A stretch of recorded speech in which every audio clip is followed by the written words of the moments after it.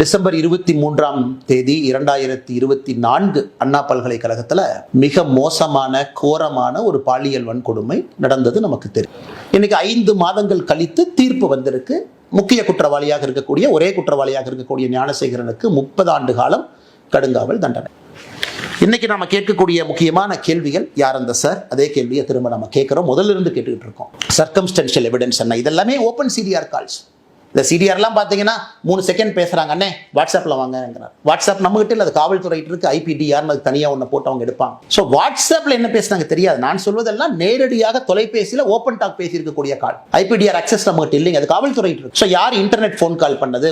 சாதாரணமாகவே நம்மளே வாட்ஸ்அப்பில் தானே பேசுறோம். ஸோ எத்தனையோ கால் இதில் பார்த்தீங்கன்னா 3 செகண்ட் 4 செகண்ட் பேசின கால் என்ன, அண்ணே வணக்கண்ணே கொஞ்சம் வாட்ஸ்அப்பில் வாங்க. கோட்டூர் சண்முகம் விசாரிக்கப்பட வேண்டிய நபர். தமிழகத்தினுடைய சுகாதாரத்துறை அமைச்சர் மா சுப்பிரமணியம் விசாரிக்கப்பட வேண்டிய நபர்.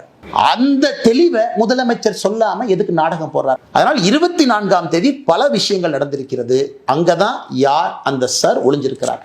அதனால் இது தொடரும். இன்னைக்கு நான் ஏற்கனவே சொன்ன, எதற்கும் பயப்பட போவது கிடையாது. ஒரு விஷயத்தை நான் சொன்னேன், அதனை கையில எடுத்திருக்கேன், உடும்பு புடியாக பிடித்து கடைசி வரை போக போறேன். நான் சாட்டையால் அடித்து கொண்டது அண்ணா பல்கலைக்கழக மாணவியினுடைய சகோதரனாக.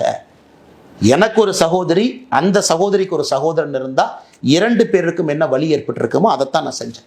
காவல்துறையுடைய கையை யார் கட்டி போட்டார்கள்? 24ஆம் தேதி ஞானசேகரனை வெளியே கொண்டு வந்து குரூஷியல் எவிடன்ஸ் அளிப்பதற்கு யாரெல்லாம் உடந்தையாக இருந்தார்கள்? என்னை பொறுத்தவரை அவர்களும் குற்றவாளிகள் தான்.